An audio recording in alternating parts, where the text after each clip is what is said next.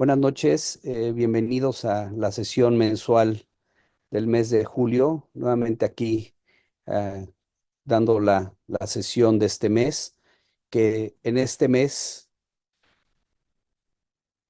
vamos a tener el tema es actualidades en el manejo de la hernia hiatal, de las guías al quirófano, situaciones comunes con recomendaciones de bajo grado. El coordinador es el doctor Eduardo Torices Dardón. El doctor Eduardo Torices es cirujano general y endoscopista gastrointestinal por el Hospital Regional Primero de Octubre del ISSSTE. Hizo el curso de cirugía bariátrica en el Centro Médico Nacional 20 de noviembre del ISSSTE. Actualmente es adscrito al Servicio de Cirugía General y encargado de cirugía bariátrica y profesor titular del curso para la alta especialidad. Él es nuestro coordinador. Yo tengo el gusto de conocerlo desde hace muchos años, un joven de nuestros cirujanos jóvenes brillantes que me complace tenerlo en mi mesa directiva como coordinador del módulo de esófago y estómago. Y el doctor, pues en su coordinación, nos hizo favor de invitar a la doctora Caitlin Houghton, que es cirujana general y cirujana de mínima invasión avanzada. Hizo su residencia en Irving, la subespecialidad en cirugía de mínima invasión y cirugía endoscópica en la Universidad de San Diego. Profesora asistente de cirugía clínica en la Escuela de Medicina Kirk y de la USC y ejerce en el Hospital Kirk y en el Hospital Hoag. En el segundo tema, que es obesidad y enfermedad por reflujo gastroesofágico, recomendaciones y evidencia. El ponente es también alguien ya conocido por ustedes, también me aprecio de conocerlo desde hace muchos años, desde prácticamente que él no era cirujano, el doctor Ariel Shusleb-Kun, que es cirujano general y bariatra. Hizo su residencia en Nueva York, en el Presbyterian Queens y en Weill Cornell Medical College. Hizo la subespecialidad en cirugía bariátrica en Fresno y el departamento de cirugía bariátrica de Saint Agnes Medical Center, ahí se encuentra actualmente. Y nuestro tercer tema hablará de defectos diafragmáticos grandes, evidencia en la reparación y uso de mallas.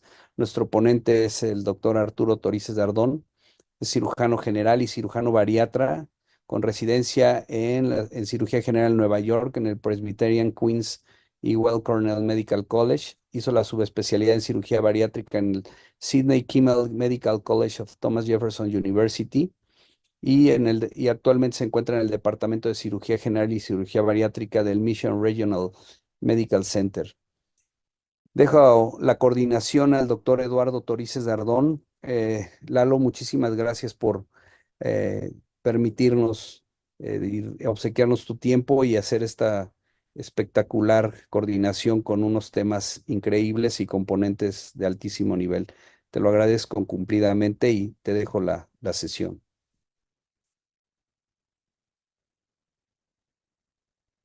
Hola, ¿cómo están todos? Muy buenas noches. Es un placer para mí y un orgullo poder compartir con ustedes esta sesión que hemos preparado con mucho cariño y sobre todo pensando en algunas situaciones en particular. Yo sé que ustedes van a pensar que aquí en México tenemos extraordinarios cirujanos de esófago, de hiato, con muchísima experiencia y yo estoy de acuerdo con ustedes, pero ya hemos visto mucho de lo que se ha estado ofreciendo en estas últimas sesiones. Conocemos a los médicos del general con sus funduplicaturas simétricas, que tienen muchísima experiencia. Hemos visto los cambios que ha hecho el Gea González con algunas alteraciones y algunas nuevas tipos de funduplicaturas que nos han presentado de tiempo atrás. Sabemos que funcionan de manera extraordinaria. Sabemos que en el ISSSTE tenemos cirujanos que llevan operando hernias hiatales gigantes más de 30 años, que han puesto muchísimas mallas. Son muchos grupos en diferentes lugares, en diferentes hospitales regionales del ISSSTE inclusive. Y pues bueno, hoy queríamos hablar de algunas situaciones muy particulares. Conforme ha ido avanzando la evidencia científica, estamos llegando a un punto donde tenemos tanta evidencia que se está empezando a contraponer. El ejemplo más claro que les pongo es que en las guías pasadas que teníamos decíamos, ¿sabes qué? Hay que quitarle los vasos cortos a todas las cirugías porque es lo mejor. Y en la actualización nos dicen, no, ¿saben qué? Siempre no, porque el paciente puede tener síndrome de burbuja atrapada, algunas otras consideraciones, qué tanto debemos de apretar el cierre de los pilares, en fin, mucha evidencia que realmente son cosas que se nos presentan frecuentemente en hernias yatales grandes y demás, y que ya sabemos que en algunas de ellas es un volado y quizá vamos a fracasar si no tomamos algunas de las medidas de las que estos expertos nos van a hablar el día de hoy. Tenemos tres ponentes de altísimo nivel que son cirujanos que están actualmente trabajando en el primer mundo y que tienen a su alcance tecnología de altísimo nivel, como puede hacer el EndoFlip para hacer mediciones en 3D, objetivas de qué tanto cerrar, cómo cambian las presiones conforme vamos haciendo las reconstrucciones. Tenemos cirujanos que su práctica es completamente, en algunos casos, basadas en el robot. En fin, entonces, no quiero entretenerlos más, vamos a lo más importante y vamos a ver qué nos dicen, cómo lo hacen ellos, qué datos objetivos, qué es lo que están avanzando. Y para ello, pues bueno, tengo el orgullo de presentarles a la doctora Caitlin Houghton. Ella, como les comentó el doctor, pues es una persona que actualmente está muy involucrada en la enseñanza, en el desarrollo de nuevas técnicas quirúrgicas, endoscópicas. Es una cirujana con mucha destreza, con mucho entendimiento de la anatomía del tubo digestivo superior y que hace POEM y terapéutica endoscópica, en fin.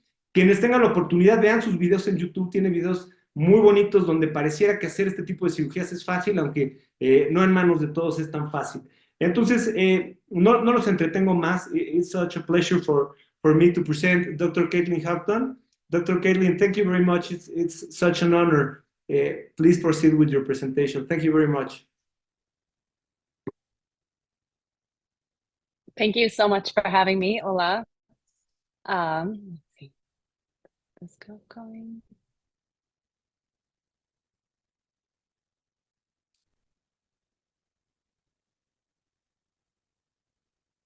Well, thank you for having me. It's such an honor to be here with all of you.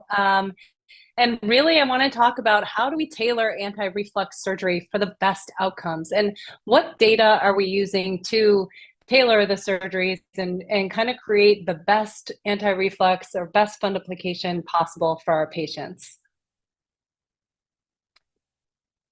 As we know, acid reflux affects 30% of the population has the GERD, and yet only a very small proportion of these patients end up going on to get surgery, and often they're on PPIs forever. They're doing lifestyle modifications, raising the head of the bed up, taking medications. Sometimes they have anemia, and they're getting transfusions for anemia, which actually may be caused from a hiatal hernia and their GERD.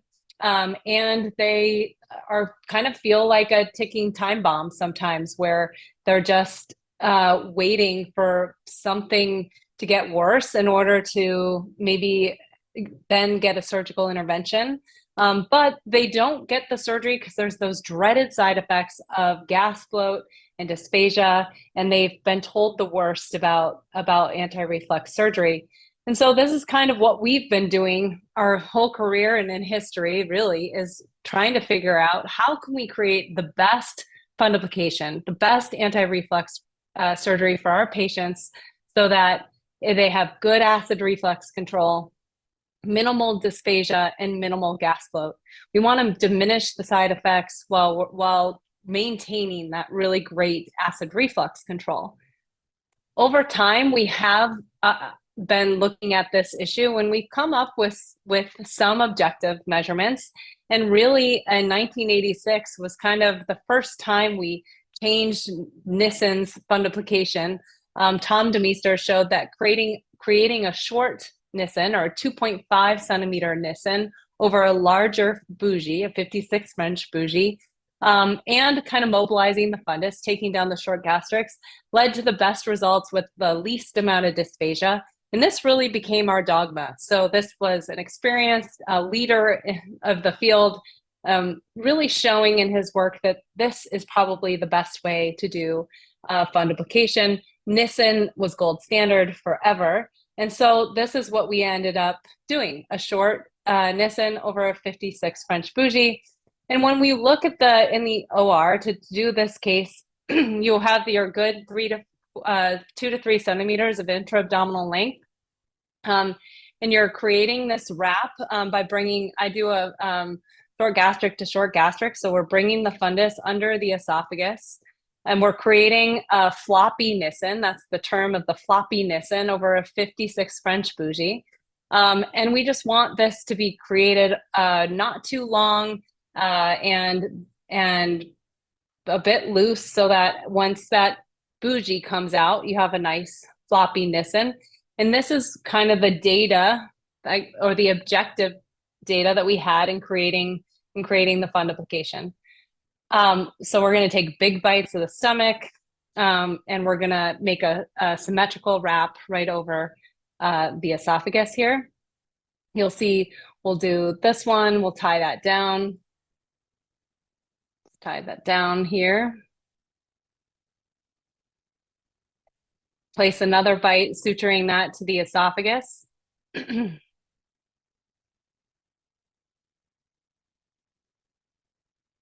a nice bite to anchor it. Big bites of the stomach.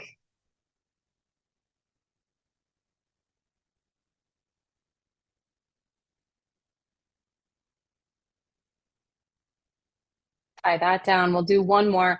You'll also notice that the wrap is positioned. We also know that the wrap should be positioned above the G junction on the esophagus. Maybe that distal part of the wrap will be right at the G junction, but the bulk of the wrap is on the esophagus, not on the stomach itself. It's not pulling or creating tension. And then when you look at this endoscopically, another data point that we can use to be kind of objective intraoperatively is make sure there's no twisting, that's a stacked coined appearance. It's a nice Hill grade 1 valve, and the length is approximately 2.5 to 3 centimeters. And that's what we've done forever. That was our objective data. But what if it's not about how we construct the data? You know, we know, or the fundoplication, we know that even with the Nissen fundoplication constructed in the best hands, patients were still having gas float and dysphagia. So looking at this further, trying to figure out, well, how do we get the best reflux control? Does it have to be a Nissen? Maybe we can do a partial fundoplication. And this paper from JAMA in 2019 really questioned whether the Nissen had to be the gold standard. It was a double-blinded control trial, objective pH data with 3-year follow-up. And it did show that a 270-degree wrap or partial fundoplication showed sustained reflux control over 3 years, and the dysphagia rates were decreased compared to 360-degree wrap. So given this paper with objective data over a 3-year period, maybe we no longer, I keep pressing the back button, sorry. Maybe we no longer have to do a Nissen, and maybe Toupet is what we should be doing to really decrease the side effect profile while maintaining the acid control. If that's what we want to do, we also know that we can construct a really nice Toupet fundoplication by getting the same 2 to 3 centimeters of intra-abdominal length, bringing the short gastrix again under through the retroesophageal window. And here it's a little, we have less kind of technique guidelines, but we want about 2.5 centimeters from the esophagus. And this edge here, we want about 2.5 centimeters. You'll see in a minute after I do the shoe shine, want to make sure it's nice and straight. We're using that top part of the fundus along the short gastrix. And what I do is I'll kind of measure between the esophagus and the edge of the fundus. You'll see in a second, about 2 centimeters. So from the edge of the esophagus to the edge of the fundus that I'm using is about 2 centimeters. And if I use that as kind of a guideline, then I can know that I have a pretty loose Toupet. It's not going to be too tight. And we also know from data that the Toupet fundoplication can be possibly a little bit longer. Nissen or Demeester said that a Nissen had to be 2.5 to 3 centimeters. The Toupet showed that even with a longer Toupet or a longer fundoplication, you could achieve similar gas float and dysphagia profiles even with the longer fundoplication. So we don't have to be as careful with this. But again, it has to be situated above the G junction on the esophagus, and it has to be symmetrical. So if we continue tying these down, we create the right side of the pillar. Here, we're going to make sure it's straight under the esophagus. I'm going to measure. My instrument is about 2 centimeters in the open position. And then we're going to suture that onto the anterior esophagus. I do have the vagus here, so we're going to have to make sure we either push the vagus out of the way, or I can go just past it, but I don't want to go through vagus.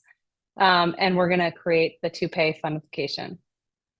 Tack it to the crus here. Nice, and then create a nice symmetrical wrap. I'm just going to skip forward to there. Nice symmetrical wrap, 270. And then again, endoscopically at the end of the case, we can make sure it looks good. It's going to be more of an omega shape. And as I insufflate the stomach more, you can see that it's a little bit longer wrap, about 3 centimeters instead of that 2.5. Stacked coins appearance, still the folds, and it's more of an omega shape. It's not as pinched in. We think maybe because it's a partial, they'll have a little bit more ability to vent the stomach, so less gas float, a little less dysphagia.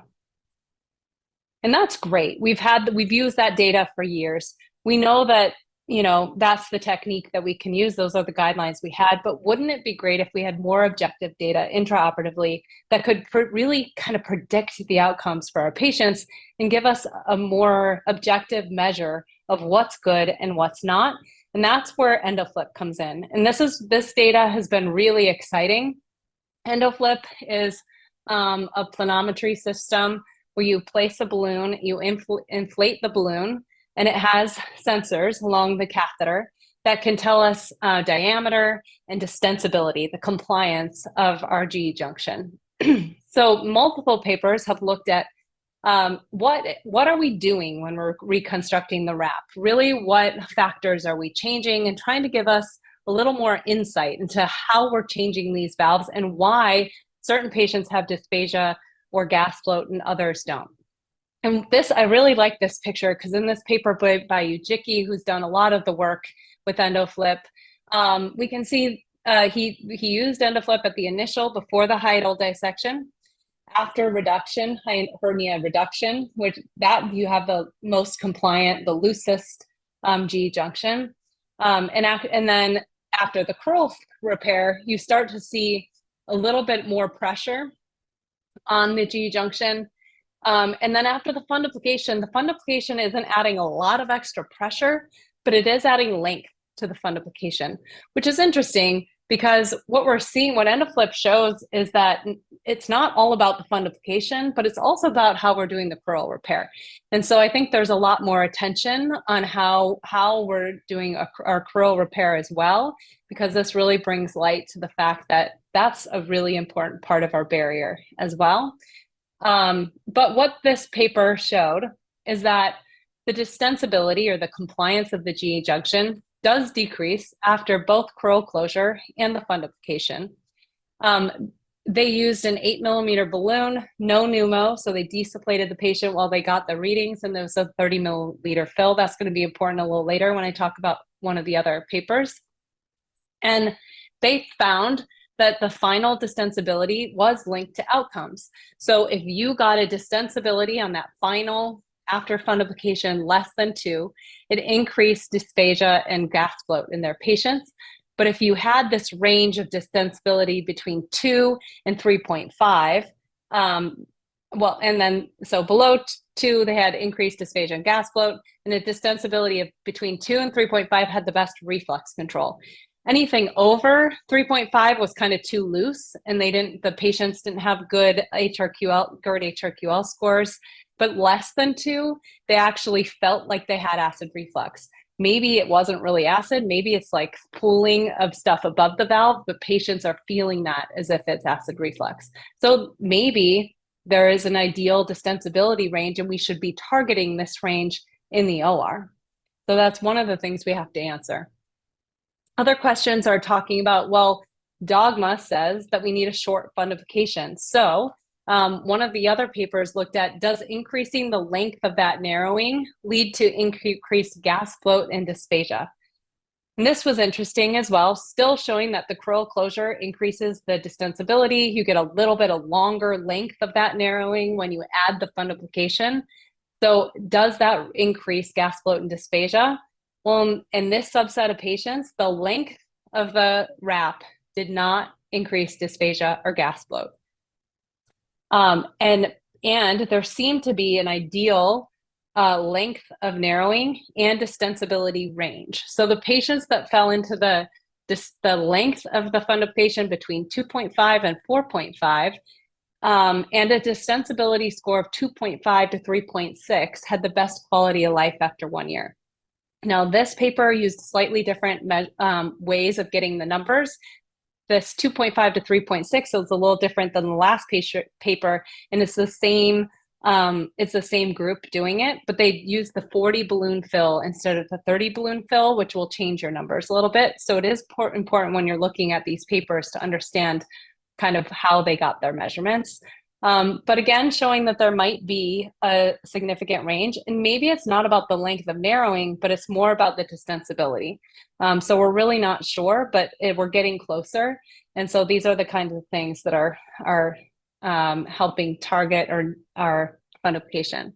Lastly, we have a lot of new devices. There's links, there's TIFF, there's other things. So can we kind of predict how they're going to do or change, or what are the changes on EndoFlip with a LINX versus a fundoplication? And this was also, it's interesting because it gives us insight, but probably also opens a lot of questions. So when we did the MSA or the LINX, the distensibility at the end was 1.9 versus 3.5 for a Nissen or a Toupet. So the distensibility was a lot less compliant with a LINX, which may lead to concern because we said a distensibility of less than 2 in previous papers was concerning for dysphagia. However, in these patients, whether the patient had a Nissen with an end distensibility of 3.5 or a LINX with an end distensibility of 1.9, they actually had no difference in dysphagia scores, quality of life scores, RSI, and GERD-HRQL. So it was interesting that maybe there's more to this story than just distensibility, but it's interesting to see how these different wraps are affecting the compliance of our GE junction, and how are we going to use these numbers to really focus and lead us intraoperatively. So in conclusion, I think the best anti-reflux surgery provides long-term resolution of GERD, minimizes gas bloat and dysphagia. Historical data got us close. It got us to kind of suggesting a shorter Nissen wrapped around a larger bougie would help achieve the goals we wanted. But newer data is suggesting that a partial wrap likely will do the trick as long as the distensibility is within the right range. And I think that's where EndoFlip is going to help us. What I think it's going to bring objectivity into the OR. We're learning really a lot more about the roles the crural diaphragm plays versus the fundoplication and how they interact to really create the barrier function, which I think is going to be really important and change the way we recreate the valve. And it's going to help us determine the ideal distensibility range and the length of the fundoplication. I think this is really exciting work. I don't know that we can tell you the exact ranges yet because we still need to standardize how we're measuring and what we're measuring in order to get the ideal situation or the ideal fundoplication, but I think we're close. And with that, I'll say thank you and take any questions.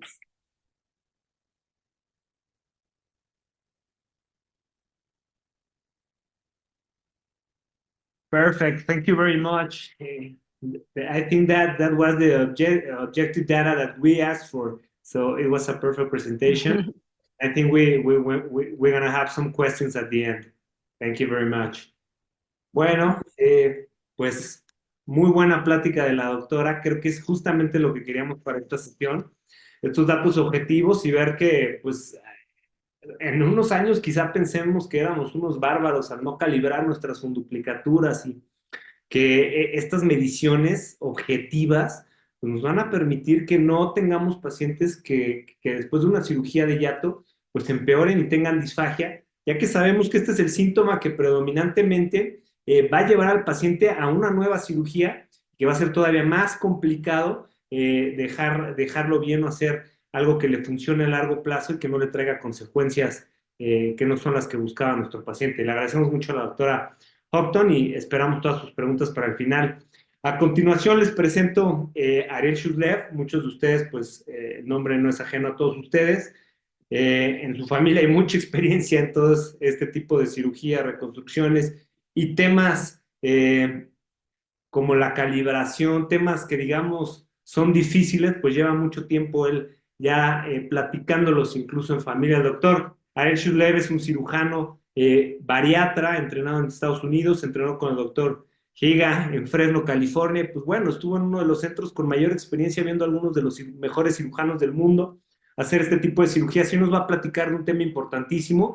En una epidemia mundial que tenemos de obesidad, pues sabemos que este es un factor de riesgo para presentar reflujo gastroesofágico y para que a una mejor de las cirugías pueda fracasar si nuestro paciente no tiene la indicación correcta. Entonces, los dejo con el experto y vamos a pasar a su presentación. Muchas gracias al doctor Schussler por aceptar su participación.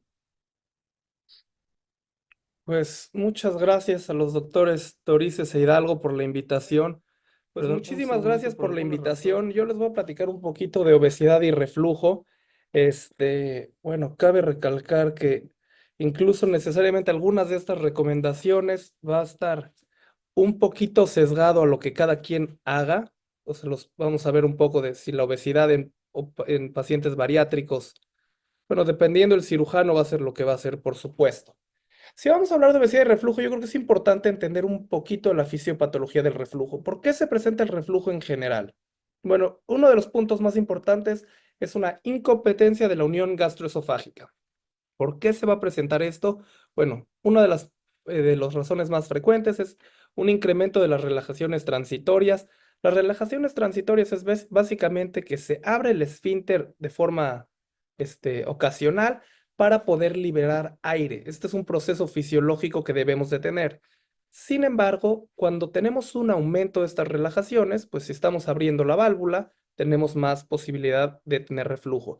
Y esto vamos a ver que se asocia a un reflujo hasta el 93% de las veces. Otro de los potenciales factores es cuando tenemos un esfínter esofágico hipotenso. Este es un motivo poco común de la fisiopatología, pero sabemos que si el esfínter tiene una presión menor de 10 milímetros de mercurio, no va a tener suficiente fuerza para mantener el ácido dentro del estómago o el alimento. Y después una disrupción anatómica de la unión gastroesofágica.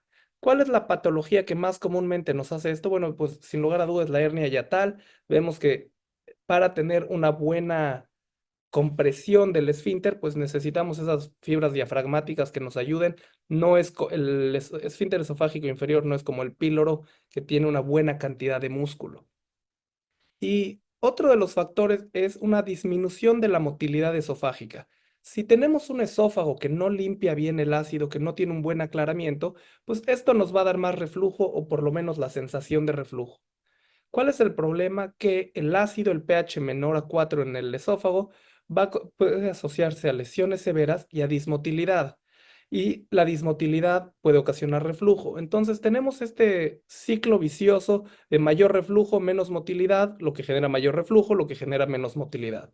Y por otro lado, sabemos que una contracción inadecuada del esófago, unas contracciones con una presión menor de 30 milímetros de mercurio, se pueden asociar a síntomas con reflujo. Esto es fisiopatología del reflujo en general. Ahora, ¿qué asociación tenemos con la obesidad? Ya el doctor Torices estaba mencionando que se asocia con la obesidad de forma más alta, y esto es por varias cuestiones. Uno, hay un aumento de la presión intraabdominal, hay un aumento de la presión intragástrica y hay una disminución del gradiente de presión. ¿Por qué? Porque si la presión es más alta, es menos el estímulo necesario para que el ácido suba hacia el esófago. Por lo tanto, hay un menor umbral para los mecanismos antirreflujos. Sabemos que en los pacientes con obesidad hay una incidencia mucho mayor de hernia yatal y hay una prevalencia más alta de dismotilidad esofágica, disminución del tono del esfínter esofágico y una dismotilidad más grande y aumento de las relajaciones transitorias. Entonces, todos los mecanismos que vimos que se asocian al reflujo están presentados en mayor frecuencia en los pacientes con obesidad. Y podemos ver que hay una relación casi lineal en el incremento del índice de masa corporal con la presencia de síntomas por reflujo. Este es nada más un esquema de factores fisiopatológicos de por qué los pacientes con obesidad tienen más reflujo. Vemos del lado izquierdo en pacientes sin obesidad y hay algunas cosas como hiposalivación, un aclaramiento esofágico peor en los pacientes obesos. Pacientes con apnea obstructiva del sueño, como tienen una disminución en la presión intratorácica por la obstrucción alta, esto nos puede llevar a que sea más fácil que el ácido refluya desde abajo hacia arriba. Y entonces, bueno, vamos a ver un poquito de los estudios objetivos que nos relacionan la obesidad con el reflujo. Bueno, este es un metaanálisis de 20 estudios, 18,000 pacientes, en los cuales van a comparar pacientes, bueno, de ambos géneros. Por supuesto que hay más tablas, pero esto es como el resumen de todo. Y vemos que separaron las poblaciones europeas con la americana, porque muchas veces vemos, bueno, esta no es la población acá, esto no es lo que sucede. Y vamos a ver que los resultados son muy similares en ambas poblaciones. Y vemos que los pacientes que tienen sobrepeso tienen un riesgo de 1.5 comparado con un riesgo de 1 en los pacientes que tienen un riesgo normal. Los obesos tienen el doble de riesgo de presentar reflujo comparado con los pacientes con un peso sano. Y si comparamos ambos grupos juntos, es de un riesgo de 1.66 y lo mismo más o menos aplica, los números son muy similares, tanto en poblaciones europeas como en presiones americanas. Y esta es la tabla, el forest plot que vamos a ver sobre los reflujos y sobre el reflujo en obesidad. Y vemos que la razón de momios en general es mucho más alta en pacientes que tienen obesidad con pacientes que tienen un peso normal. Este es un metaanálisis diferente, 7,000 casos y 55,000 controles. Quiere decir 7,000 pacientes con obesidad, 55,000 pacientes sin obesidad. ¿Y qué vemos? Que la obesidad y los síntomas de reflujo pues son casi el doble de riesgo de presentarlo en los pacientes con obesidad. Pero no solo son los síntomas de reflujo, sino la gastritis erosiva, lo mismo, 1.76 de razón de momios. Y esto incluso la obesidad y adenocarcinoma, que esto es una de las cuestiones que más nos preocupa por el reflujo, el desarrollo de Barrett y posteriormente adenocarcinoma, vemos que el riesgo es casi 3 veces mayor. Por supuesto, sabemos que la incidencia de adenocarcinoma esofágico no es tan alta, entonces, bueno, quiere decir que las diferencias absolutas no van a ser números muy grandes, pero la frecuencia relativa es bastante alta, es 3 veces más riesgo en los pacientes con obesidad que en los pacientes con un peso normal. Entonces, ¿cuál es la recurrencia después de una funduplicatura? Otro de los dogmas que hemos visto es que estamos hablando que los pacientes con obesidad deben de tener un bypass y vamos a ver qué dice la evidencia. La evidencia está un poquito como hacia los dos lados. Estos primeros estudios están a favor de no hacer una funduplicatura en pacientes con obesidad. El primero es un estudio de Morgenthau de 312 pacientes y vemos que la tasa de éxito en pacientes que tenían una funduplicatura con índice mayor a 35 a un año era del 43%, comparado con un 75% en pacientes que tenían un índice de masa corporal menor. Me queda claro que muchos de los cirujanos ahorita están pensando, bueno, pero mi éxito es mucho mayor que 75% en pacientes con peso normal. Pero eso no es el punto es que en las mismas manos, con los mismos resultados, vemos que tienen un resultado peor en los pacientes con un índice mayor de 35. Después, Pérez y colaboradores en un estudio de 224 pacientes consecutivos post-funduplicatura vieron que en pacientes con índices de 25, el riesgo de recurrencia era de 4,5%, de 25 y 30 del 8%, casi el doble, y en pacientes con índices mayores de 30, del 31%. Entonces, vemos que aquí en estos estudios pues, es muy claro que a mayor obesidad, mayor recurrencia del reflujo. Este es un estudio interesante de hace unos cuantos años, pero lo que tiene muy interesante es que tienen un seguimiento de hasta 22 años de los pacientes. Entonces, esto nos va a hablar, nos quita un poquito de dudas de, ay, bueno, es que a un año que no es tiempo suficiente y muchos de los estudios son entre 3 y 5 años. Bueno, esos estudios siguieron a los pacientes o a una parte de los pacientes hasta por 22 años. Y lo que encontraron es que en los pacientes obesos, bueno, el índice de recurrencia fue mucho mayor. Vemos que el de Mister mayor de 15 en pacientes con obesidad era de 20, comparado con 1 en pacientes con peso normal, y esto es entre 11 y 22 años. Y lo mismo, el riesgo de esofagitis no erosiva, 9 en el grupo normal, 26 en el grupo de obesidad, y lo mismo vamos a ver con la asociación de síntomas por reflujo, etcétera. Entonces, vemos que a largo plazo puede existir una asociación importante entre la obesidad y la recurrencia de los síntomas. Esto es un metaanálisis de 7 estudios. Aquí lo que les pongo ahí de como mencionar que muchos de estos estudios son los mismos que vimos previamente. De esto hay mucha información nueva, muchos metaanálisis nuevos, pero los estudios base que siguen usando son básicamente los mismos o muy similares. Entonces, seguimos repitiendo la misma información, pero no hay tantos estudios nuevos. Así que, aunque sea un estudio mucho más nuevo, no necesariamente quiere decir que tienen la razón. Y estos son 7 estudios y básicamente 1.300 pacientes con índice menor a 30, 350 pacientes con un índice mayor a 30, y vemos que la recurrencia de síntomas es mayor, o sea, favorece, esto está al revés la tabla, es menor en pacientes con índices normales, o sea, favorece a los pacientes con índice normal, o sea, es peor en pacientes con obesidad. Y las reintervenciones por reflujo vemos que también es peor en pacientes con obesidad, aunque vemos que la gráfica toca el 1. Para los que no somos bioestadistas, cuando toca el 1 quiere decir que no hay una diferencia significativa, pero hay una tendencia clara y habla lo mismo que los resultados que habíamos visto previamente. Pero bueno, al principio de la presentación les dije que había un poco de conflicto en la información, entonces si enseñamos un lado tenemos que enseñar el otro. Vamos a enseñar 2 estudios diferentes. Este es un estudio de 366 pacientes con control sintomático a un año. No es control objetivo, no es con pHimetría, etcétera, pero vemos que el control es prácticamente igual en pacientes a un año en este grupo con índices menores y mayores a 30, con 91 y 92 pacientes. Otro estudio prospectivo, que son 70 pacientes en cada brazo, unos con obesidad mórbida y otros con peso normal. Y vemos lo que sucede acá. Vemos que en esta gráfica de arriba, los que están en gris oscuro son los posoperados. Vemos que los pacientes con obesidad mórbida prácticamente son lo mismo que los pacientes con peso normal. Y vemos que los síntomas de reflujo, eso sí, fueron mayores en el grupo con obesidad mórbida después de la cirugía. Y esto otra vez estamos hablando únicamente de funduplicatura. Y estos son la pHimetría, pacientes con obesidad mórbida, pacientes con peso normal, bastante similares todas las gráficas, excepto los síntomas de reflujo. Entonces, ellos ven que los estudios objetivos son similares, el de Mister es similar, pero sí hay una recurrencia de síntomas de reflujo un poquito mayor a 5 años. Otro estudio similar, 413 pacientes con seguimientos entre 2 y 4 años, en los cuales los pacientes fueron divididos en 3 categorías: menos de 30, 30, 35 o índice mayor a 35. Vemos que el reflujo fue muy, postoperatorio fue del 15% en pacientes con índices menores a 30 y de 10% en índices mayores a 35. No fue una diferencia significativa, pero entonces lo que nos están diciendo ellos es que no hace diferencia si tienen obesidad o no. Que tienen un score de Mister anormal, 25% en los pacientes con índices normales, contra 33% en pacientes con reflujo, pero otra vez, ninguna de las diferencias fue significativas. ¿Cuántos estuvieron satisfechos? 53% de los pacientes con índice menor a 30 y 75 pacientes mayor a 35. Vemos que el número total de pacientes es bajo, son únicamente 6 pacientes.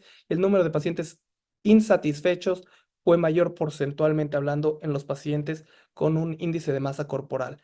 Es interesante ver, por ejemplo, este artículo es en Cornell, el autor principal es el doctor Sarnegar, que es un cirujano general, es un cirujano robótico. Entonces vemos que también, dependiendo de quién esté haciendo las cosas, van a ser, pues, hacia dónde estemos promoviendo. El que hace funduplicatura va a promover la funduplicatura y el que hace bypass muchas veces va a promover el bypass. Y hablando del el bypass en Y de Roux para reflujo como tal, hay varias cosas que van a ser factores protectores y factores promotores de reflujo. ¿Cuáles son los factores que nos van a proteger? Bueno, tenemos un desvío de la bilis y del ácido, siempre y cuando tengamos una asa alimentaria mayor de 70-75 centímetros, es poco probable que la bilis refluya. Es un sistema de baja presión, no tenemos un píloro, entonces siempre y cuando no haya una estenosis, la comida o el ácido va a bajar de forma más fácil y hay una mejoría del aclaramiento esofágico, lo mismo porque es un sistema de baja presión. ¿Qué factores pueden promover en cuanto al bypass? Bueno, estos generalmente van a ser complicaciones, no son factores del bypass como tal, pero si tenemos un reservorio gástrico grande o irregular, si tenemos una hernia yatal grande, si tenemos el el pouch, el reservorio que migra hacia el techo, hacia el tórax, perdón. Esto nos va a promover reflujo, una asa alimentaria ciega, el candy cane después de la anastomosis, una fístula gastrogástrica que suceden sobre todo en pacientes con bypasses abiertos, o una estenosis de la gastroyeyunostomía. Y aunque no necesariamente van a tener reflujo ácido, van a tener reflujo sintomático. Este es un estudio que nos va a hablar qué tan efectivo es el bypass para tratar el reflujo. Esta es información basada del estudio Essen-Voss, que la intención de este estudio no es el reflujo, es un estudio que compara manga gástrica con bypass, pero parte de sus desenlaces secundarios comparan las complicaciones y el reflujo. Y vemos que en este paciente, en este grupo, vamos a ver nada más el cuadro en rojo, la manga gástrica es irrelevante para lo que estamos viendo ahorita.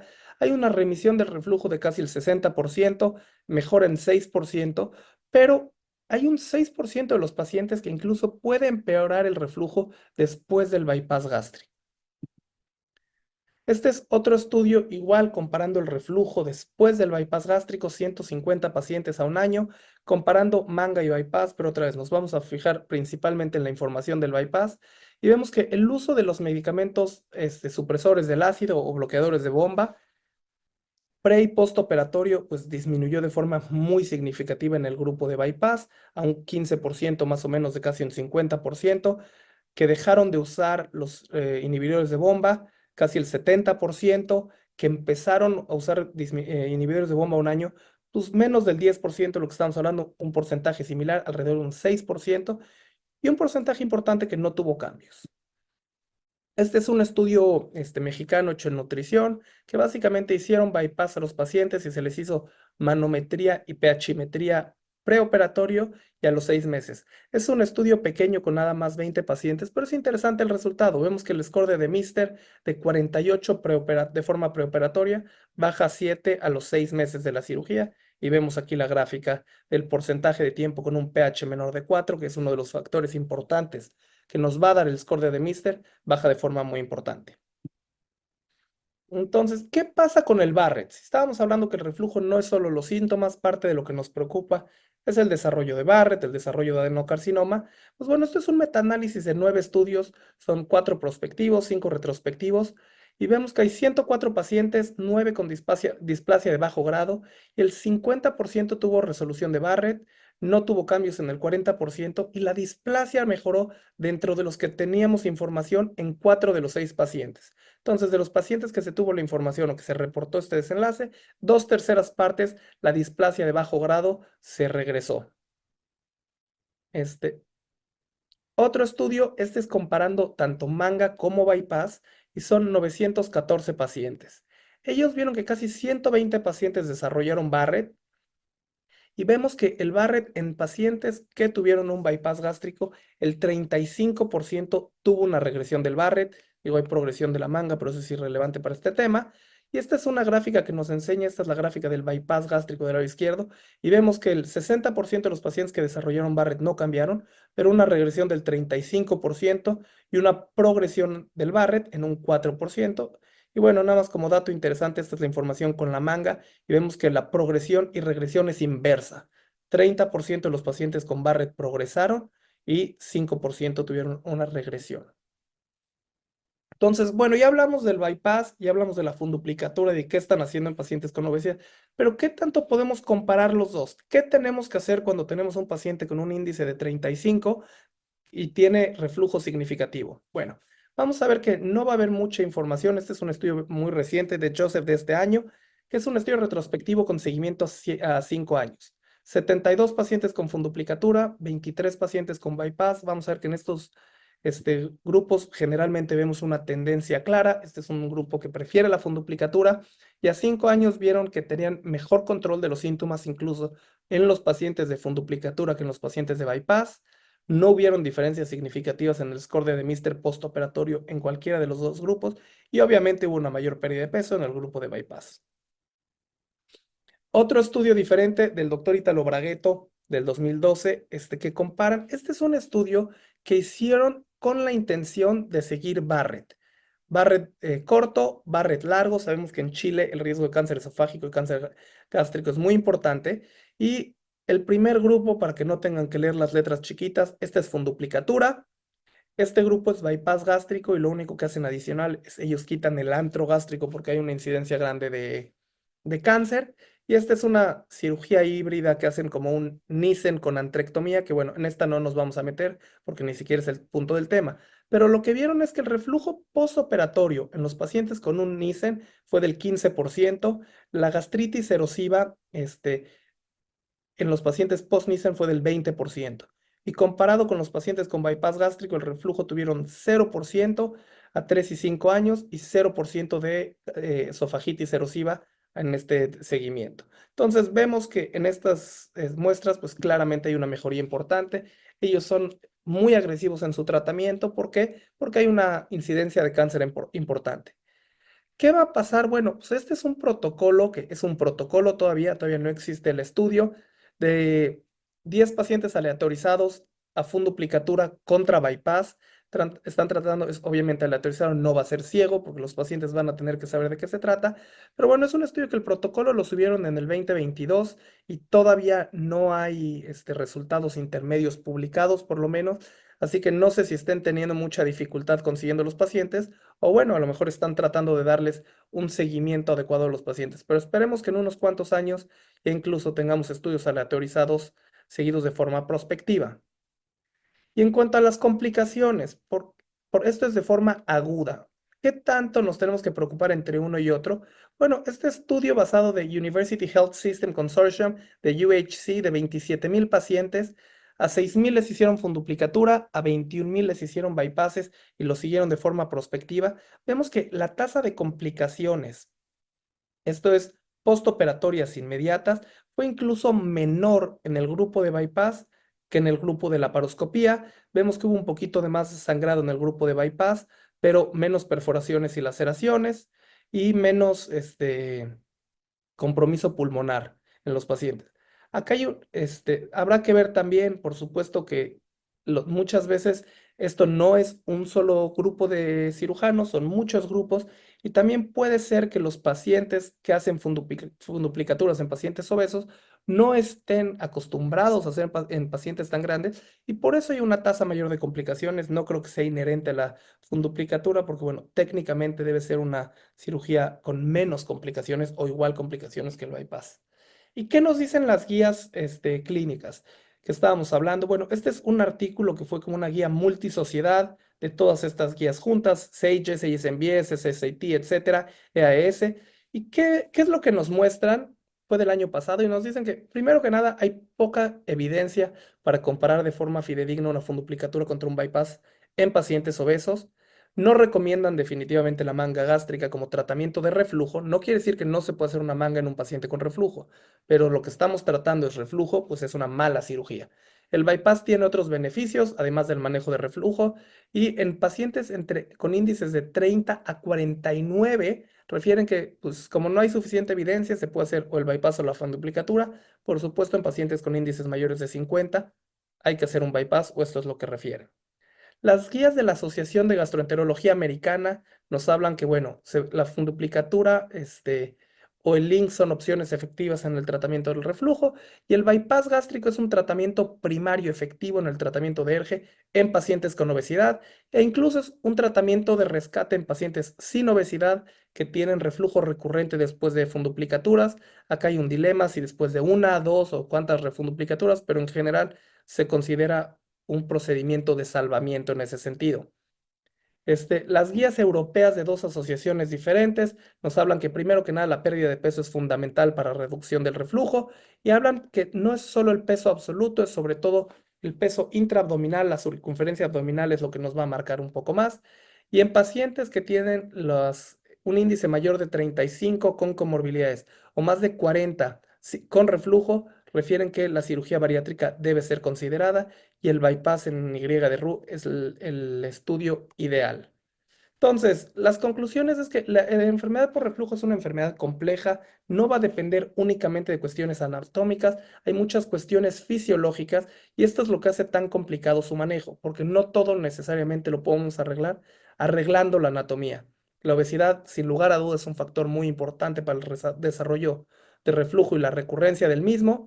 La funduplicatura, pues potencialmente tiene una tasa mayor de falla a largo plazo, aunque vemos estudios relativamente recientes con buenos resultados a 3 y 5 años. Pero creo que es un procedimiento aceptable, sobre todo en pacientes en el cual el bypass esté contraindicado o en pacientes que no lo quieren. El bypass gástrico es muy efectivo para el reflujo, e incluso lo usamos en pacientes con recurrencia, pero al igual que los otros tratamientos, incluso con el bypass existe un porcentaje de falla con el reflujo y sabemos que aunque tiene beneficios como pérdida de peso, resolución de comorbilidades, diabetes, etcétera, pero también hay potenciales complicaciones a largo plazo que no existen como la funduplicatura, hernias internas, intususcepciones, obstrucciones intestinales. Entonces, creo que básicamente hay que ver qué es lo mejor para nuestros pacientes de forma individual. Lo más probable es que si le pregunten a un cirujano bariátrico, va a decir que el bypass es la opción adecuada, que bueno, eso es lo que yo hago en mi práctica, pero vemos que la evidencia nos habla que se puede ir de un lado o del otro. Muchas gracias. Muchas gracias al doctor Ariel Schutler. Y bueno, pues con toda esta información que nos presenta, nos damos cuenta que la realidad es eso, que es lo que tenemos que presentarle a nuestros pacientes. No existe una receta mágica, o una solución igual, porque todos los pacientes son diferentes y son cirugías complejas a las que nos estamos enfrentando en la sesión de hoy. Debe estar uno listo para poder realizar un bypass, una gastrectomía, elongar la porción interesofágica, en fin, hay que hacer algunas maniobras que son complejas técnicamente y en estas cirugías hay que estar preparado, por lo menos siempre saber qué hacer en este tipo de casos. Bueno, les recuerdo que estamos recibiendo algunas de sus preguntas. Aquí tenemos una cajita de preguntas y respuestas para que nos las hagan llegar y al final de este siguiente tema vamos a contestar alguna de ellas. A continuación les voy a presentar al doctor Arturo Torices Dardón. Él es un cirujano mexicano que se entrenó en Estados Unidos, igual en el hospital, en el Presbyterian de Nueva York, cirugía bariátrica en Filadelfia y actualmente radica en McAllen trabajando en el hospital de Mission con una población muy parecida a la que tenemos aquí en México y los pacientes que le llegan pues son pacientes que han dejado pasar bastante tiempo con reflujo gastroesofágico y pues presentan las complicaciones que ya conocemos con hernias hiatales gigantes, con consecuencias ya como estenosis esofágicas, en fin, estos casos complejos que no son ajenos para los que tratamos pacientes en un país como el nuestro. Entonces, él nos va a traer algo de evidencia objetiva y nos va a decir qué recomendaciones hay en estas hernias hiatales grandes que a veces se vuelve un volado si la reparación es insuficiente, pues yo voy a tener hasta un 50% de probabilidad de que mi paciente presente una recidiva y es por eso que nos importa tanto conocer de la mano de un experto toda esta evidencia. Le doy la bienvenida al doctor Torices y muchas gracias por su presentación. Adelante. Muchísimas gracias por la invitación a la asociación. Para mí es un honor estar aquí con este panel de expositores. Es un honor, de verdad, muchísimas gracias. Bueno, como ya comentaron, vamos a estar hablando de defectos diafragmáticos grandes, la evidencia en la reparación y el uso de mallas. Seguramente muchos hemos tenido alguna cirugía en la que esto es lo primero que ves. Entras, estás viendo un diafragma con una abertura que es globular, que de entrada sabemos que va a ser una cirugía difícil. Hay un alto porcentaje de que pueda haber alguna complicación, va a ser una cirugía larga y va a ser difícil bajar el estómago, el esófago. Y una vez que logras hacer eso, ¿cómo voy a cerrar el hiato, no? Sin que tenga tensión. Entonces, pues esta es una cirugía que todos hemos visto, la vemos con mayor frecuencia y es un tema que se discute mucho en muchos foros. ¿Y por qué? Bueno, pues porque ¿dónde están las funduplicaturas fáciles? Principalmente aquí en Estados Unidos. Ya no hacemos funduplicaturas que sean tan fáciles porque hay tratamientos médicos muy buenos para alergia y realmente el 50% de las cirugías que se hacen de hiato aquí por hernia hiatal son de tipo 3, que está bien descrito que las tipo 3 y 4 son las que van a ser hernias grandes y gigantes. Y como ya mencionó el doctor Torices, Eduardo Torices, hasta 50% recurren. Entonces es por eso que este tema se toca tanto. Seguimos en búsqueda de la manera de hacer una cirugía más efectiva en la que la recurrencia sea menor. Y bueno, algo que el doctor Schusler ya mencionó, la obesidad. Es muy importante comentar esto. Igual mencionó este paper del doctor Morgenthal, en el que pues, se ve que un índice de masa corporal de mayor de 35 hay una estadística significativa de que va a haber una recurrencia. Ahora, todos estos estudios que el doctor Schusler estaba mencionando ninguno de ellos, o pocos, yo desconocí algunos de ellos, no mencionan nada de hernias paraesofágicas. ¿Por qué? Porque no hay papers, no hay gente que haya estudiado. Se estudia la enfermedad por reflujo, pero no hernias grandes o gigantes. Primero, para introducirnos en este tema, ¿qué es una hernia grande o gigante? Hablamos mucho de esto, pero en realidad no hay un consenso y no hay una definición. Sabemos que son tipo 3 y 4. Normalmente, en general, en los papers, principalmente de literatura en Estados Unidos, mayores a 5 centímetros ya son hernias grandes, mayores a 8 centímetros ya son hernias gigantes.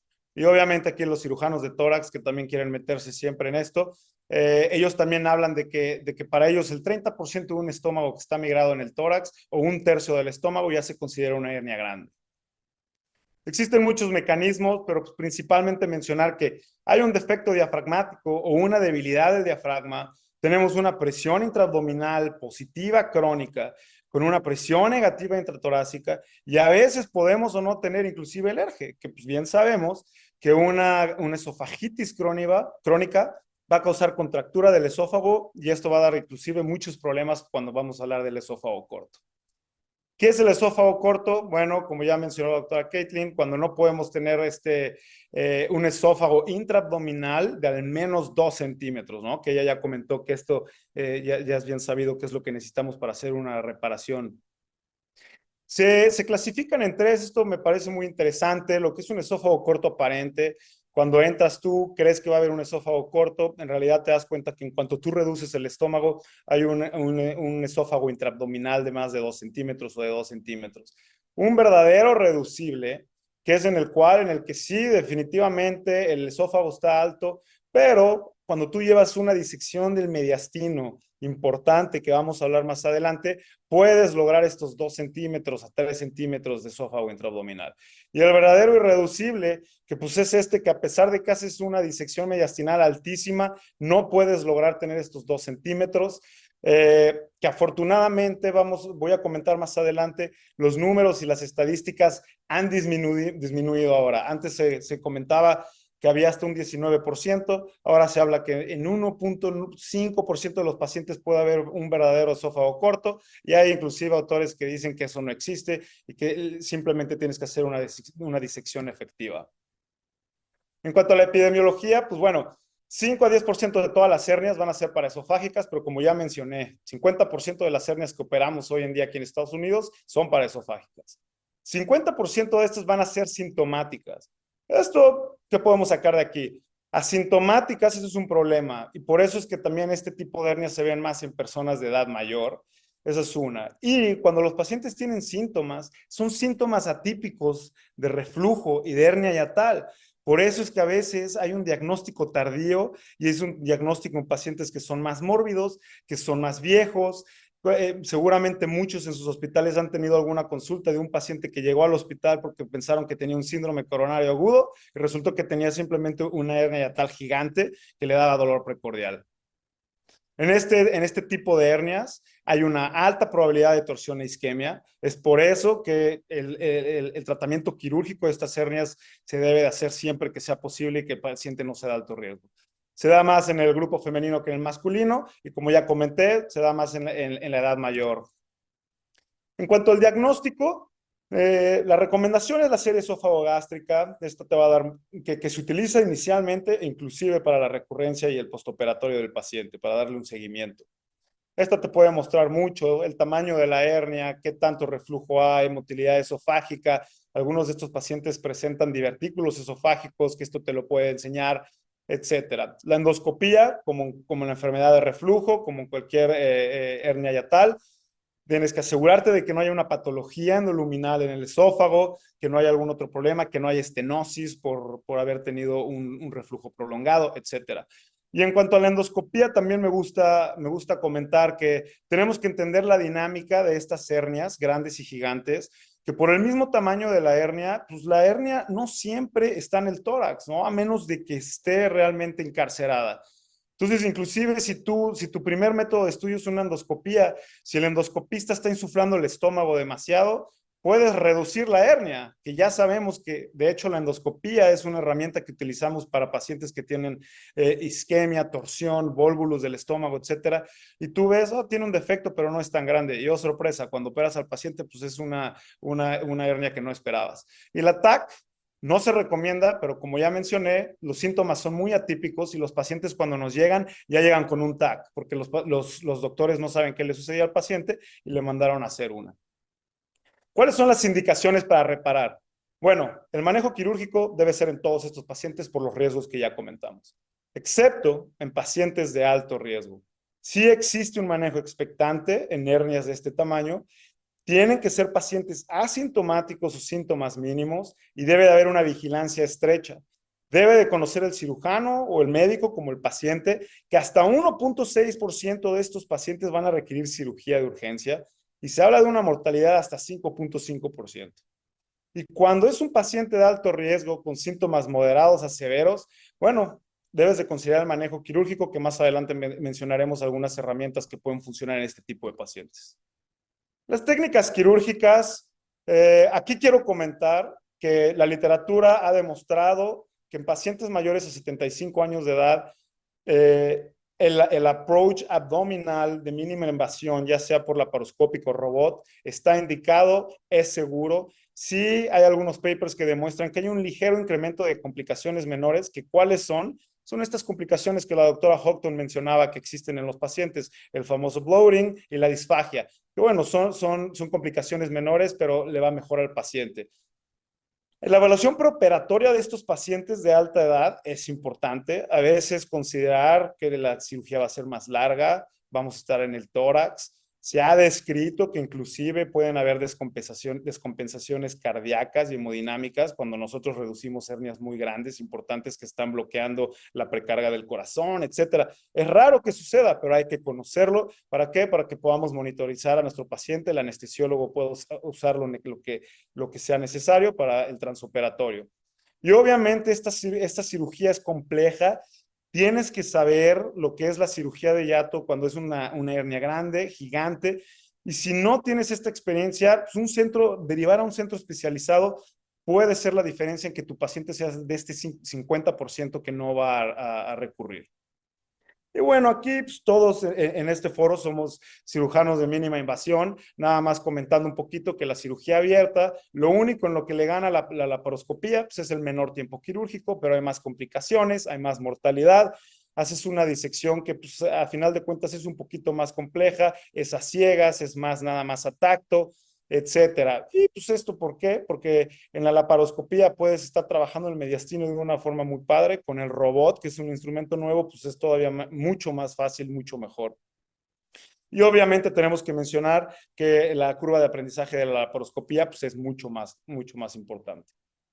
Estandarización de la técnica, pues muchos ya conocen, no menciono todos los puntos que muchos autores mencionan cuando quieren hablar de la reparación de hernias hiatales, pero estos 4 puntos son muy importantes en este tipo de hernias. Vamos a ir mencionando uno por uno. La disección en el mediastino, que como ya dije, con la mínima invasión y con el robot, es muy padre hacer esta parte del procedimiento y es muy importante principalmente para poder tener un esófago intraabdominal.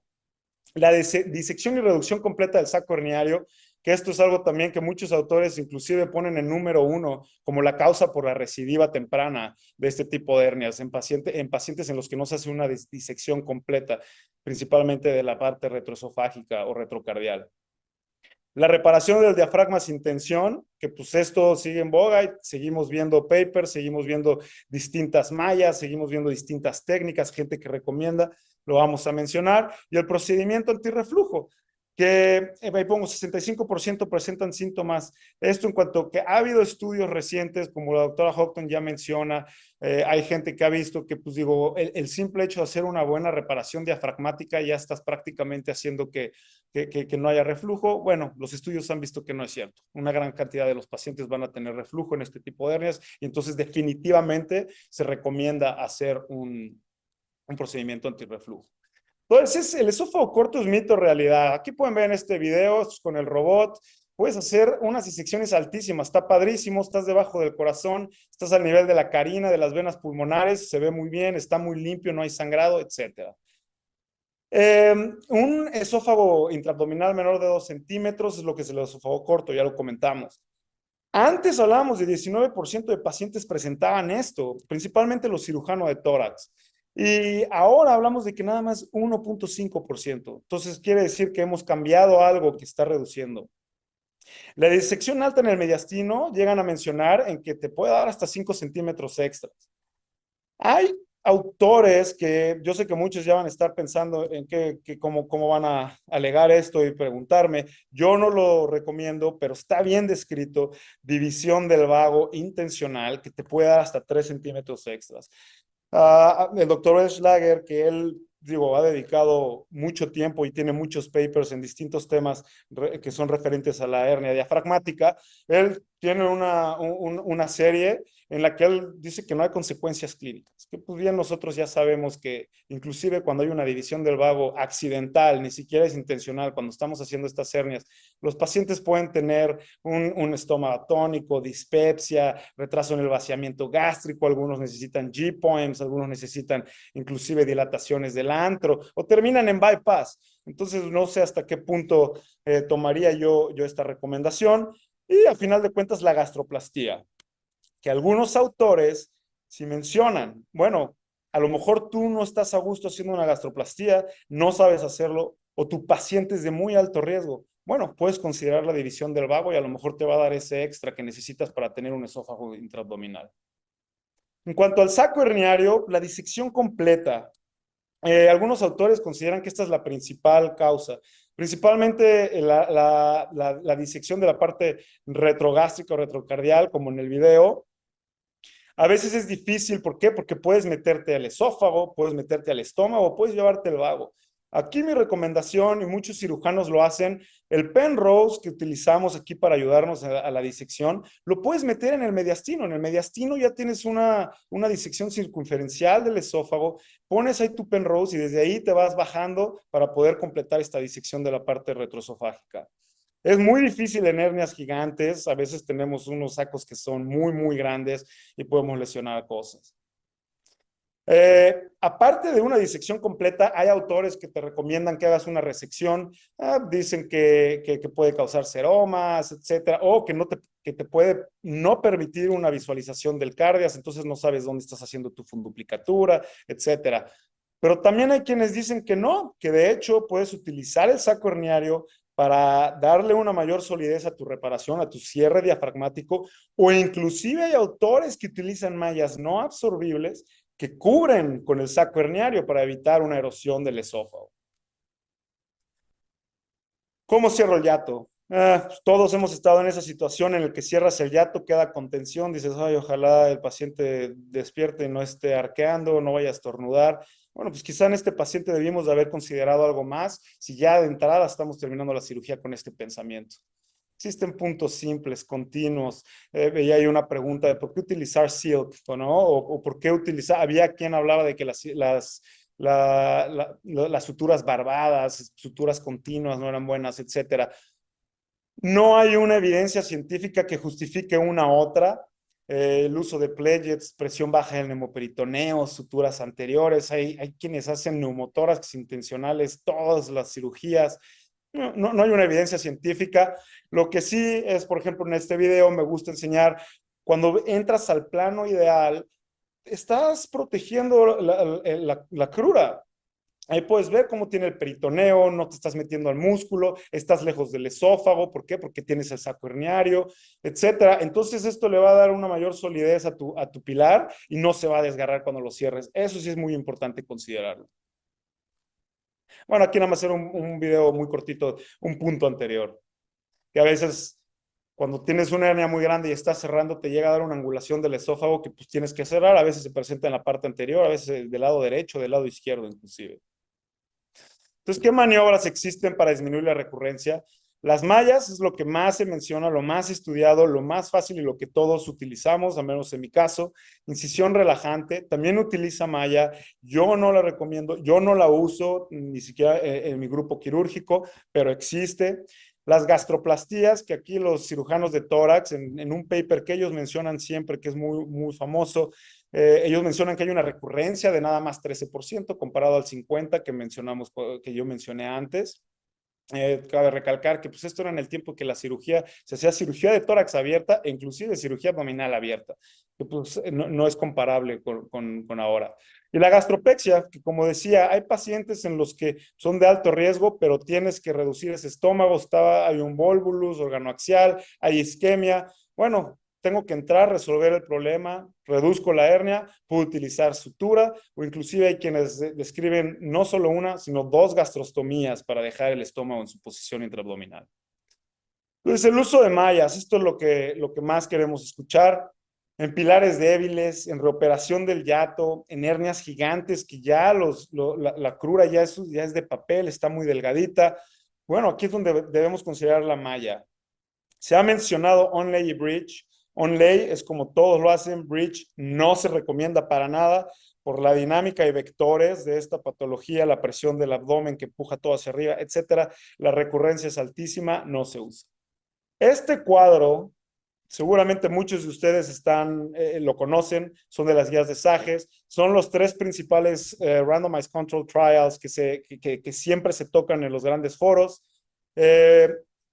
Los 3 son muy distintos. El primero, el de Francides, lo que es importante aquí, estos viejos, estos de los 2000, son defectos diatales de mayores de 8 centímetros. Entonces, estas son hernias gigantes. Él utiliza PTFE, que esto es una malla no absorbible, y él lo hace en una forma de keyhole, está rodeando el esófago, que pues digo, a mí me da un infarto nada más de pensar en esto, pero tienen un seguimiento bastante bueno en el que lo hicieron por 3 años y ellos lo que demuestran es que hubo una recidiva de 0 y ellos comentan que no tuvieron ningún problema con la malla y que no hubo ninguna complicación. Bueno, fueron 3 años, a lo mejor un poco después, no lo sé. El segundo es también con malla no absorbible. Esta es una malla rectangular de polipropileno que se pone nada más en la reparación posterior del esófago. Es un seguimiento a 1 año. Este estudio no es propiamente de hernia hiatal, es de todo tipo de hernias. Pero demuestran unos buenos números. Sí tuvieron recidiva a 1 año de hasta 8%, pero bueno, fue mejor que los que tuvieron una cloroplastia primaria. Y el más famoso de todos, del doctor Schlager, que ya mencionaba su nombre en diapositivas anteriores, es el mejor estudio. ¿Por qué? Porque ha dado un seguimiento de 5 años después de hacer una cloroplastía con el uso de malla. Él utilizó malla absorbible y los resultados fueron horribles. Prácticamente tuvieron una recidiva de 54% contra 59% en los pacientes que no tenían malla. Entonces podemos seguir viendo muchos papers, hay mucha gente que está interesada en esto por lo que ya hemos comentado. Pero ¿qué dice realmente la literatura a grandes rasgos?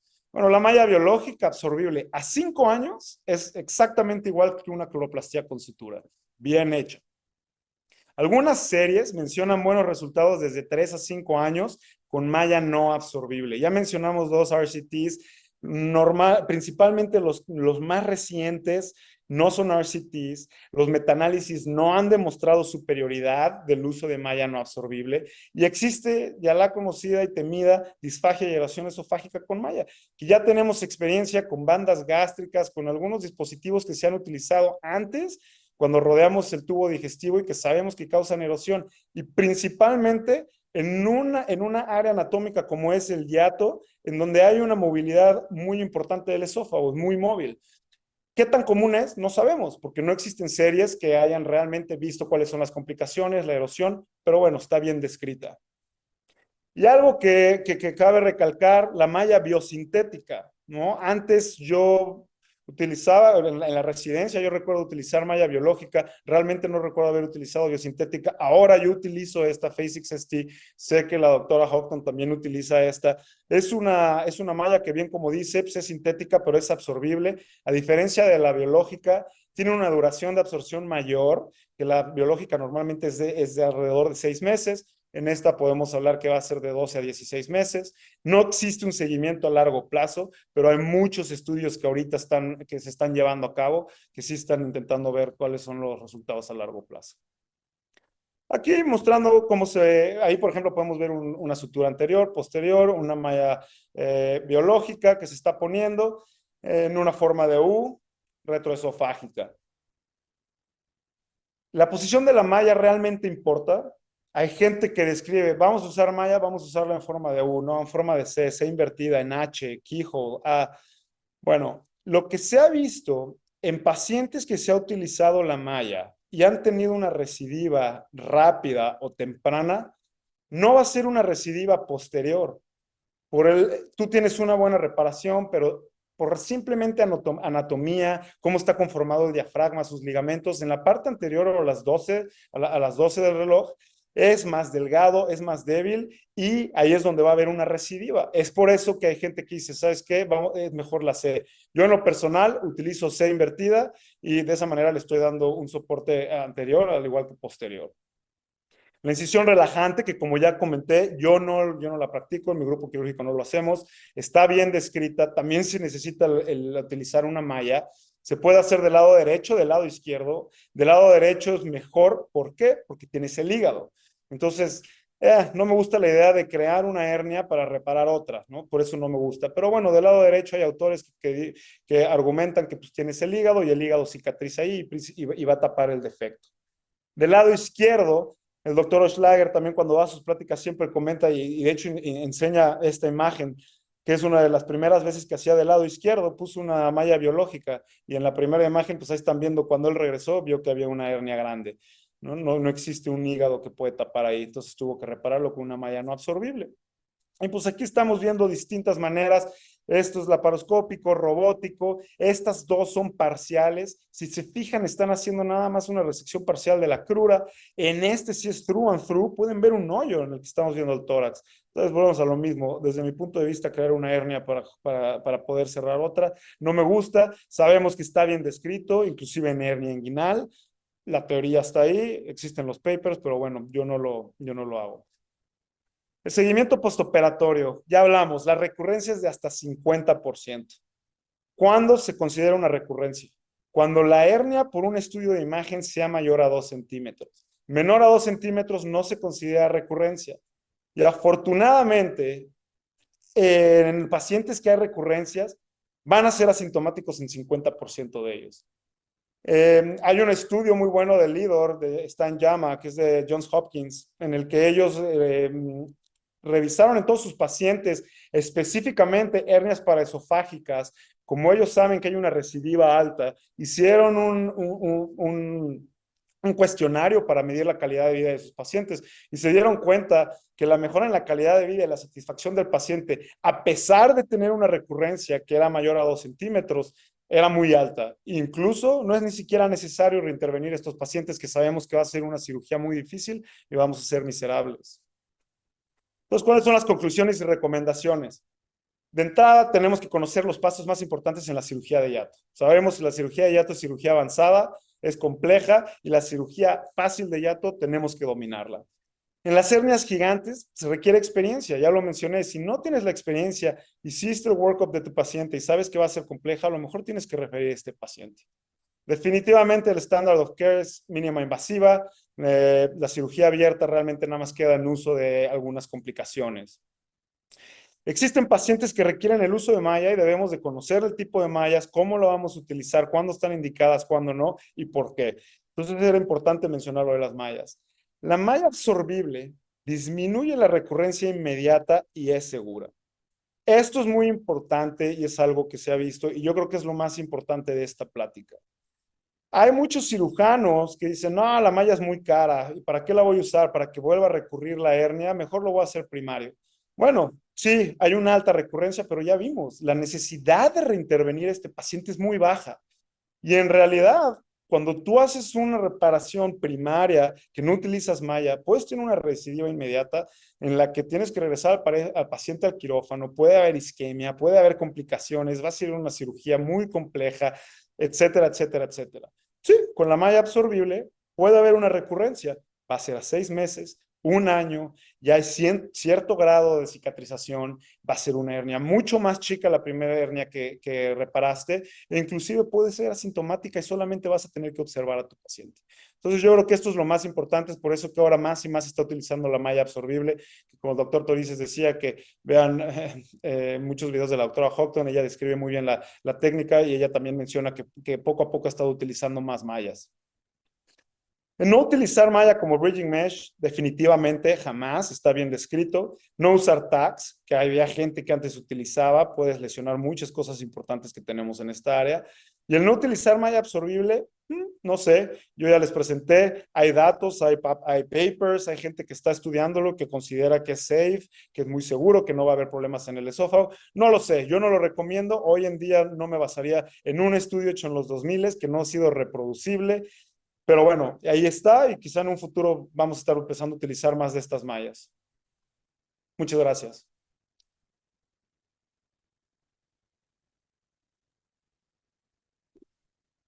Muchas gracias al doctor Arturo Torices Dardón, excelente ponencia. Creo que con esto pues cubrió muchos de los temas que todos nosotros nos preguntamos y pues ya vimos que si nos quedamos con la duda, pues realmente habría que haber hecho algo más para evitar esta recurrencia que puede a veces obedecer prácticamente a un 50%. Vamos con algunas de las preguntas y respuestas. La primera pregunta es para la doctora Houghton y ya la contestó aquí en la box, pero Dr. Houghton, could you tell us more about this question? The question is, do you consider that anti-reflux surgery is more effective when using a robot compared to laparoscopy? Do you think robotic surgery would be the gold standard for this type of hernias? Yeah, I mean, I think that you can achieve a good anti-reflux surgery or repair robotically or laparoscopically. I think as long as you're kind of following the tenets of a good repair and doing like nice mobilization, I think you can achieve it robotically and laparoscopically. What I think the benefits of the robot are, especially in the hiatal dissection, I think you get a nice clean dissection. You can go really high up around mobilize the esophagus really high, and it's just a little cleaner. It's easier. You can follow natural planes, so I really like the robot for that. I think you can sew really well with the robot. So the hiatal repairs, you can sew really nicely. And I just think that the autonomy that it gives the surgeon, the visualization is really nice. Does that mean that it's a better repair? Not necessarily. I do think that the robot, though, makes it less challenging. If you have a bigger hernia with laparoscopically, that can get more challenging as the hernia gets bigger and bigger. And I think with the robot, there's a much broader range of hernia sizes and difficulty that can all be done pretty easily, because I think the robot kind of evens that playing field a little bit for you. And then I think patients do a little bit better. I think they have a little less pain and with the less blood loss and following those natural planes, less tugging on the tissue and torque on the abdominal wall. Perfect. Thank you very much. And the other question is, in one of the videos, they thought you were using silk. What do you think about which is the perfect suture for this kind of repairs? And what do you think about ischemia and the use of barbed sutures? Yeah. So with the silk, I think it does increase inflammation. You know, I was taught to use silk. You can use Zethabond. You just need a permanent suture when you're doing that, when you're creating the fundoplication. So I think that some of the rationale for silk is that it does increase the inflammatory and you want it to kind of stay together long term. But that's theoretical. And I think you can use different things. I don't know that the one is better than the other. It's just the way I was taught. It's like stuck with that. The barb suture, I've never had a problem with ischemia as far as like closing up the hiatus with a running suture like that. I think it works well. I've been able to do a nice repair with that, and I haven't noticed any increase in like recurrences or any complications, no erosions, no ischemia. So I think the barb suture is really nice. If I am going to put some interrupteds like we saw in some of the other videos, like on the left crus to imbricate that, Sometimes they'll use an Ethibond suture and figure eight that. And then the other thing is if you're doing a C-TIF, if you're doing a TIF, the barb suture doesn't hold up as well against the pressure, the torque of the TIF device. And I have video that kind of shows that it just kind of shrinks down when there's a lot of pressure. So in those cases, I would prefer Ethibond over the VLOC. Thank you very much. Perfect. Pues coincido con la doctora, realmente lo que ella ha demostrado en sus videos es que ninguna de estas cuestiones muy complejas de las que hemos hablado van a darnos más beneficio que ser cuidadoso con los tejidos, tratar de no lastimarlos, de lastimar lo menos posible el peritoneo que recubre la membrana frenocefálica, pilares. Y pues evidentemente si vamos a utilizar puntos continuos o suturas barbadas, tratar de que no estén apretados y no producir isquemia en los pilares. Y para si hay residentes o algunos cirujanos jóvenes que se pregunten esto mismo que le preguntamos a la doctora, pues la respuesta correcta en un examen sería que la mejor sutura para una reparación de estas pues es la más limpia, que es un monofilamento que no sea absorbible. Por eso el problema es el más usado, pero pues la doctora tiene toda la experiencia del mundo y ya se los dijo, y a veces lo que quieres es justamente causar inflamación para tratar de que este cierre pues cicatrice mejor, y se utilizan algunas suturas como las que se usan para las pexias, en cirugía de vejiga y demás, cuando tenemos hernias muy, muy grandes. La siguiente pregunta es para el doctor Schussler, y nos preguntan aquí, ¿cuáles serían las consideraciones que tenemos que tomar cuando tenemos una lesión incidental advertida de los nervios vagos, tanto anterior como posterior? Creo que es una pregunta natural para él, porque a veces la respuesta pues, es que vamos a tener que hacer algunas otras maniobras, y nos gustaría saber su opinión. Gracias. Creo que no puedo prender la cámara por alguna razón, pero bueno, por lo menos, bueno, contesto igual. Yo creo que uno va a depender. Primero, si lo lesionamos por completo, lo lesionamos de forma parcial. Si le pegamos con un punto, a lo mejor, yo creo que lo mejor es hacer nada. Si podemos quitar el punto, si lo podemos mantener, yo creo que es mejor dejarlo y ver qué pasa. Si existe, muchas veces nos vamos a poder salir con la nuestra si lesionamos el vago. Sobre todo el vago posterior es más importante. Hemos visto, bueno, por lo menos en experiencias durante el entrenamiento y en experiencia, pero el vago posterior tiende a dar más problemas si se lesiona. Yo creo que si se lesionó, yo no haría nada en ese momento. Yo esperaría, porque igual hay un porcentaje muy grande de pacientes que con lesiones de vago no van a ser problemas. Que puede darnos gastroparesia, que nos puede distender el estómago. Por supuesto que pueden haber problemas, no es lo ideal, pero creo que muchas veces actuar de más, a lo mejor vamos a corregir un problema que no es existente. Yo no me metería de inicio a una piloromiotomía. Lo que nos ha enseñado la laparoscopia es que en la mayor parte de los pacientes, por lo menos creo que reintervenir un paciente si es necesario, no es ideal, no es lo que queremos, pero la morbilidad es baja. Entonces, si yo fuera el paciente, yo preferiría que esperen conmigo, porque si hay un 80%, 85% de probabilidad de que no tenga ningún problema, pues entonces, ¿para qué hacer procedimientos adicionales? Si hay algún problema, pues se puede hacer una piloromiotomía que tiene resultados pues más o menos, se puede después convertir un bypass, pero incluso he visto pacientes que tienen gastroparesia, que tienen lesiones de vago, e incluso con bypass siguen siendo miserables con los síntomas. Entonces, pues la solución no necesariamente va a ser pues una solución muy fácil o absoluta todas las veces. Yo creo que como la respuesta corta de inicio es no hacer nada, ver cómo se desarrolla el paciente, y si se necesita hacer algo, hacerlo en un segundo tiempo.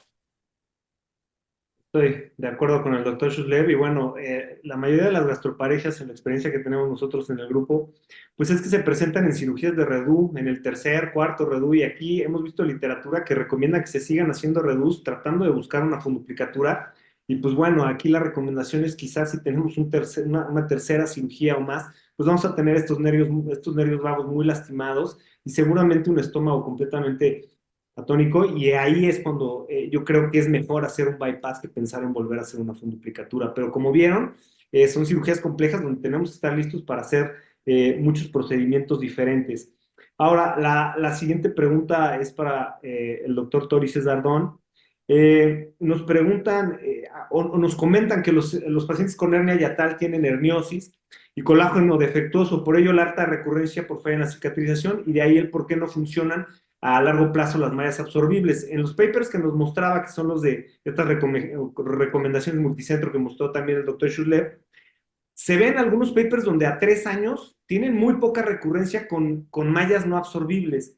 ¿Creen que ahí esté, digamos, el ideal, que estas mallas, por los mecanismos, porque al final del día, pues cuando se absorba esto, los mismos vectores que tenemos, presión intratorácica negativa, positiva abdominal, en fin, nos pueden llevar a tener nuevamente una hernia? ¿Creen que el uso de hernias no absorbibles, de mallas no absorbibles, sea el ideal para estos casos? Yo considero, viendo la literatura inclusive preparando para este tipo de pacientes, porque como tú bien dijiste, aquí he visto muchos, definitivamente la hernia biológica, como mencioné, se reabsorbe de una manera muy pronta y yo creo que sí es definitivo. Existen colagenopatías en estos pacientes que por eso es que no tienen una buena respuesta inflamatoria y muchas veces por eso pues ya una vez que se va la hernia biológica ya queda completamente descubierta tu reparación y tu cierre del diafragma. Por eso, el tipo de malla que estaba comentando es una malla que tiene una absorción más lenta, que va a permitir que haya esta cicatrización. Inclusive tiene materiales que son pro cicatrización y que crean tejido de granulación para evitar justamente esto que están mencionando. Poco a poco más gente está utilizando mallas no absorbibles, definitivamente, no solamente es en la hernia yatal, lo hemos visto en las hernias de pared abdominal. Sucede lo mismo, que es lo que está comentando el doctor Torices. Las mismas fuerzas, el mismo vector va a existir y al final de cuentas, una vez que no tienes malla, pues va a vencer la reparación de tu tejido. En este tipo de reparaciones en hernias tan grandes que son de manera globular, como la imagen que estaba yo enseñando al principio, pues imagina nada más la tensión que hay ahí y ustedes vieron de qué espesor eran la crura, los pilares, pues digo, son de papel. Entonces definitivamente necesitas tener algo. Yo sí creo que vamos a empezar a utilizar más malla no absorbible, nada más que pues sí requerimos de que haya un seguimiento a largo plazo y haya descripción más que un solo paper que sí tenga un poder estadístico significativo. Perfecto, pues estoy de acuerdo, digo, en el ISSSTE, que es donde hemos puesto más mallas de polipropileno no absorbibles, pues hemos visto que los pacientes se benefician y tenemos muchos pacientes que llevan mucho tiempo y no han presentado realmente complicaciones. Evidentemente, siguiendo todos los pasos que ya mencionaron los doctores, sabemos que cualquier dispositivo alrededor del esófago se va a penetrar la luz, entonces evitar que incluso queden en contacto, cubrirlas con el saco, en fin, ya los expertos les hablaron de esto. Y por cuestiones de tiempo, la última pregunta, this question is for Dr. Caitlin Houghton. What do you think about cutting the gastric short vessels? Do you think we have to do it always? Do you think this would avoid dysphagia and relax the esophagus? What do you think about that? You're mute. Mobilizing the fundus, is that what you're asking? Taking the short gastrics? Yes. Always.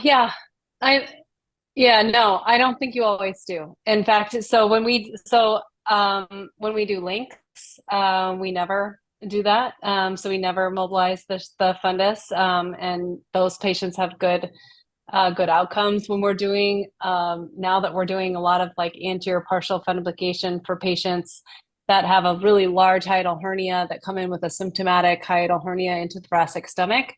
We'll do this anterior partial fundoplication. We call it a Watson. It's not that much different than a door, but we don't take the short gastrics, and they also do fine. I haven't seen that it makes a huge difference in dysphagia, gas bloat, and we're kind of in our practices are not doing it all the time. In fact, we probably do it only 50% of the time. We're taking down the short gastrics. Yes, we do the same. So. Hemos visto, digo, complementando la doctora, pues primero nos decían que siempre sí, ahora que no en todas. Yo coincido con ella, no siempre es necesario. Si vemos que pasa bien, tenemos un fondo y nuestra funduplicatura queda sin tensión, pues se puede hacer y evitamos algunos otros tipos de complicaciones. Antes se hacía menos porque las pinzas armónicas que teníamos no eran tan efectivas y era un paso que a veces costaba más trabajo. Hoy en día que hacemos muchas mangas gástricas, mucho bypass, es una situación anatómica en la que nos sentimos cómodos y llegó un momento en que lo hacíamos a todos nuestros pacientes. Y lo que yo vi con el grupo de pacientes, desde el doctor Torices Escalante y todos los cirujanos del grupo del 1 de octubre, cuando empezamos a quitar todos los vasos cortos, empezamos a ver más pacientes con burbuja atrapada.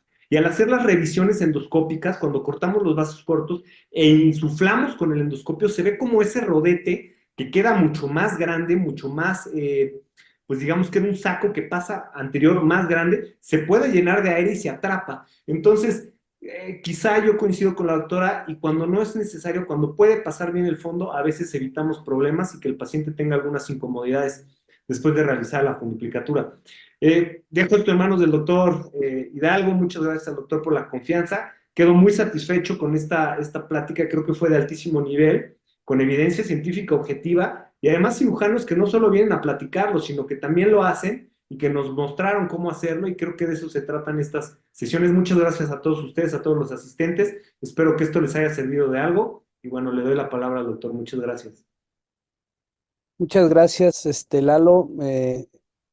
Dr. Caitlin, thank you very much. We appreciate too much your time and your knowledge and everything you show us.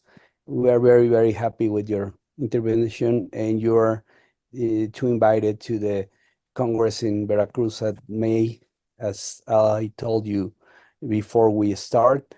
And thank you very much. I don't have more words to say to you. Thank you. Arturo, muchísimas gracias por tomarte el tiempo. También sé que estás allá súper ocupado y pues estoy súper contento de ver después de muchos años en lo que te has convertido en un gran cirujano y me aprecio de conocerte de mucho, mucho tiempo y es un placer igual que con Lalo. Y Ari, pues lo mismo, de verdad que ha sido una sesión muy fructífera para nosotros. Hemos aprendido mucho, hemos visto muchas cosas que a veces, como decía el tema en su inicio, pues no vemos cosas, a veces hacemos cosas muy comunes con muy poca evidencia y esto pues nos ha abierto los ojos para muchas cosas. Entonces estoy muy, muy agradecido y estoy agradecido con todos ustedes que permanecieron con nosotros durante toda la sesión. Creo que valió mucho la pena.